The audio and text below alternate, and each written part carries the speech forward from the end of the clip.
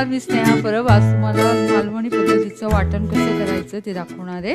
त्यासाठी लागणारं साहित्य इथे 3 कांदे घेतलेत, 1 नारळ, त्याचे जाड जे पीस पडले त्याचे तुकडे करून घेतलेत, 10-12 लसणीच्या पाकळ्या आणि 1 इंच आलं। हे सर्व आपण भाजून घेणार आहोत। आपण गॅस चालू करूया। सर्वप्रथम मी आधी कांदा घालणार आहे। हे मी मीडियम आकाराचे 3 कांदे घेतले, त्यात मी थोडं तेल घालते, त्याच्याने कांदा जरा खरपूस चांगला भाजला जाणार आहे।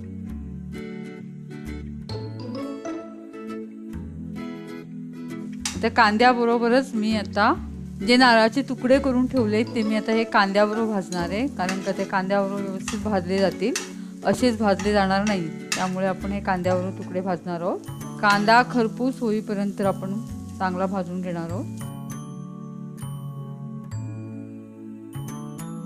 आल्याचे तुकडे करणार आहोत आपण आणि ते सुद्धा ह्याच्यामध्ये भाजून घेणार आहोत, आलं आणि लसूण।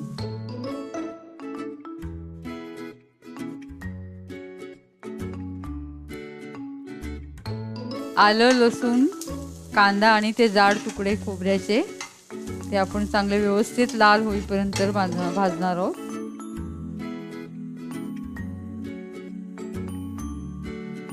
मी इथे 1 नारळ घेतला, एका नारळात 3 मीडियम कांदे घेतले। कांद्याचं प्रमाण तुम्ही कमी जास्त करू शकता, पण जास्तही कांदा चांगला नाही वाटत।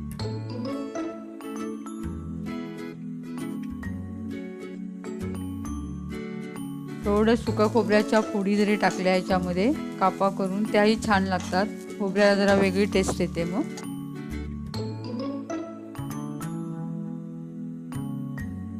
आता हे होत आलंय आपलं, तर 2-3 मिनिटं थांबूया।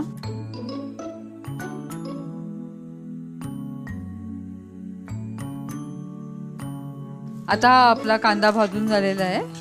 आता आपण हे जे खोबरं आपण किसून घेतलेलं आहे ते टाकणार आहोत।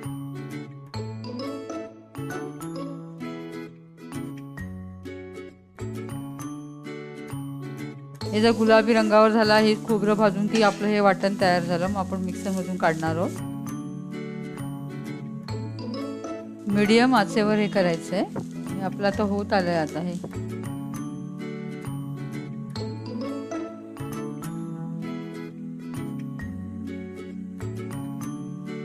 मी आता गॅस बंद करते। हे आपलं झालेलं आहे।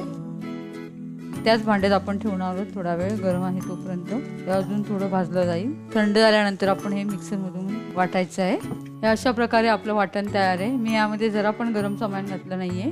माझा हा व्हिडिओ जर तुम्हाला आवडला असेल तर माझ्या व्हिडिओला लाईक करा। माझे लेटेस्ट अपडेट हवे असेल तर माझ्या YouTube चॅनलला सबस्क्राईब जरूर करा। आता आपण भेटू नेक्स्ट व्हिडिओमध्ये। नमस्कार।